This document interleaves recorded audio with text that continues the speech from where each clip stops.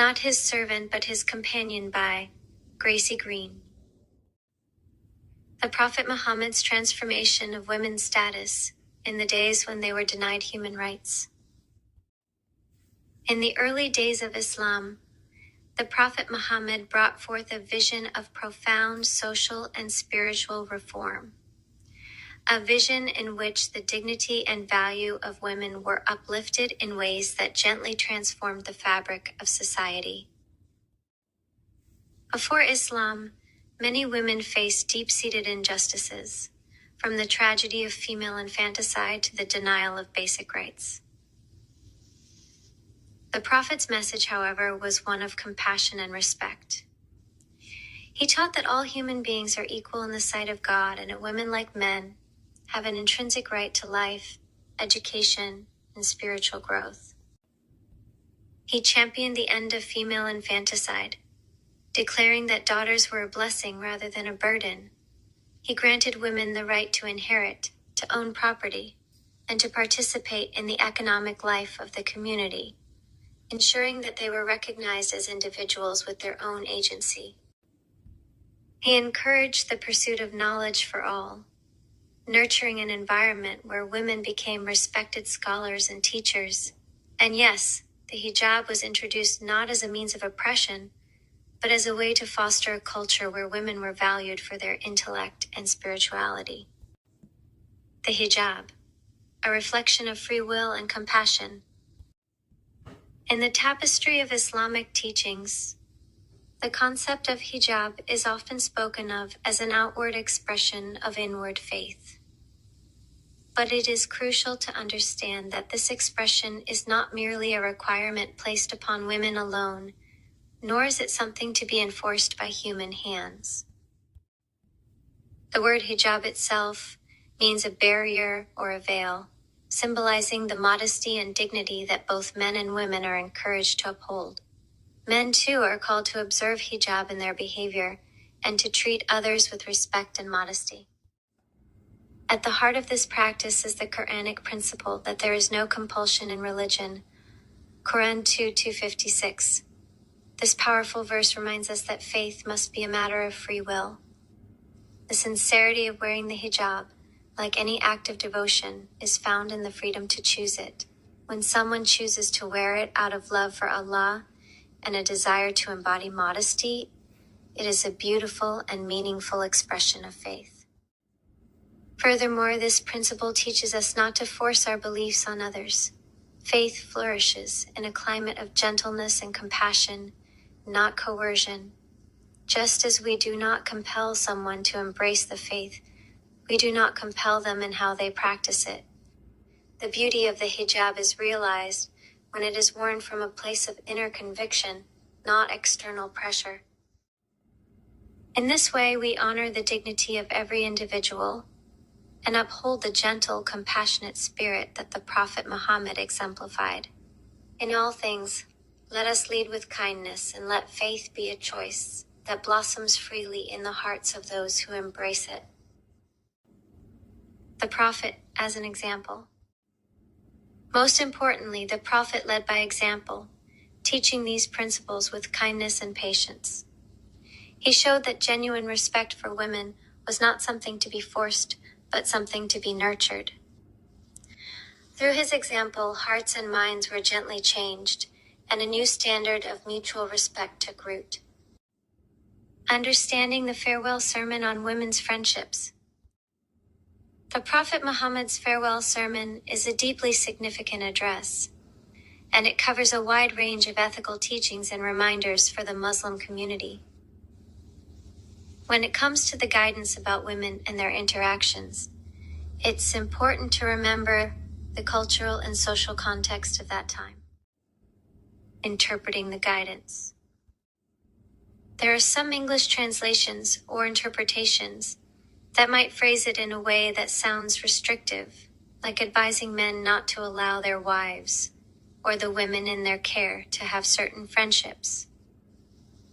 But the core idea in the farewell sermon is often understood more as a call to mutual respect, trust, and the protection of family bonds.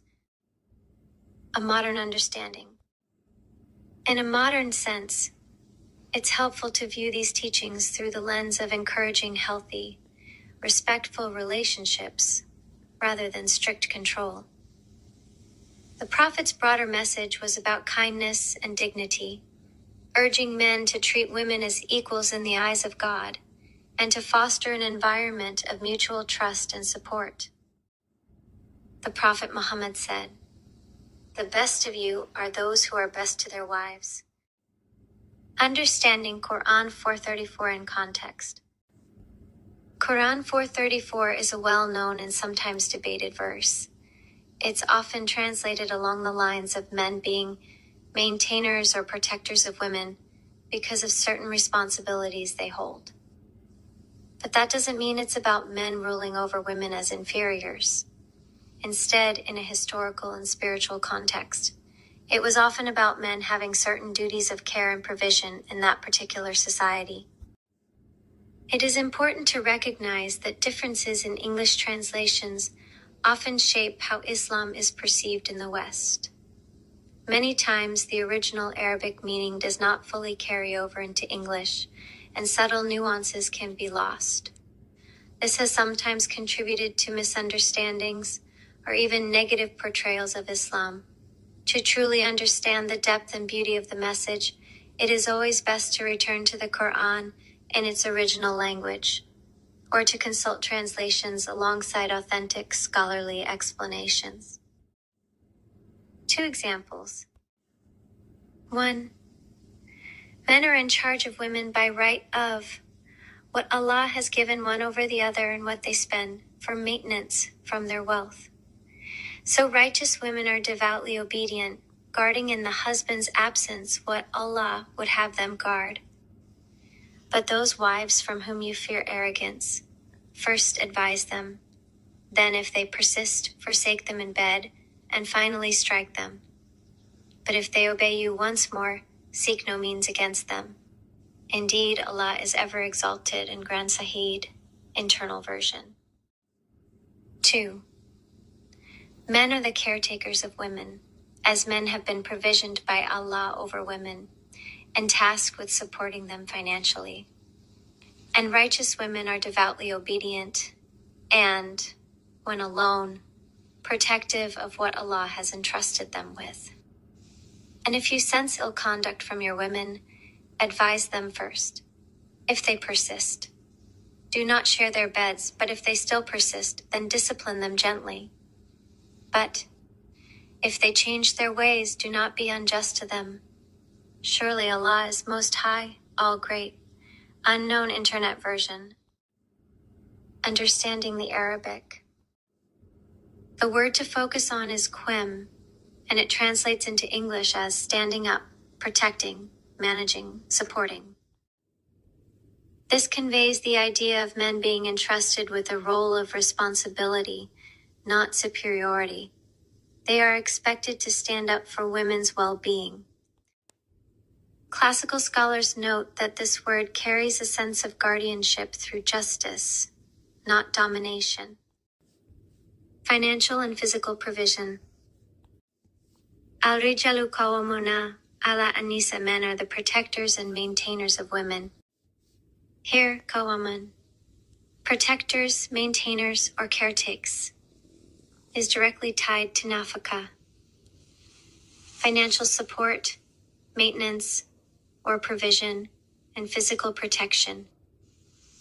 The verse itself clarifies, because Allah has given some more resources, strength than others, and because they spend of their wealth to support them. A spiritual and ethical perspective. From a spiritual standpoint, this verse can be seen as calling for mutual responsibility and care, not a hierarchy of dominance. It's about men and women each having roles that are meant to ensure the well-being and dignity of both. In other words, it's not about one ruling the other, but about both being partners in a way that reflects justice and compassion. Modern reflection. In the modern world, many Muslims interpret this verse as a reminder of the ethical duty to support and respect one another rather than a justification for inequality. It's a verse that can encourage men and women to work together in harmony and with kindness, each recognizing the other's strengths and contributions. A reflection on women's rights in Islam. In the rich tapestry of Islamic teachings, the rights and dignity of women have always held a significant place. From the very inception of Islam, women were granted rights that were revolutionary for their time, rights that continue to inspire and guide us today. Islam places a profound emphasis on the importance of knowledge for all believers, men and women alike. Women are encouraged to seek education and contribute to the intellectual and spiritual life of the community.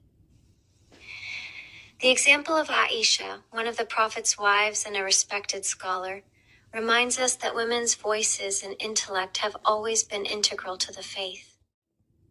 Islam also established economic rights for women long before many other societies did.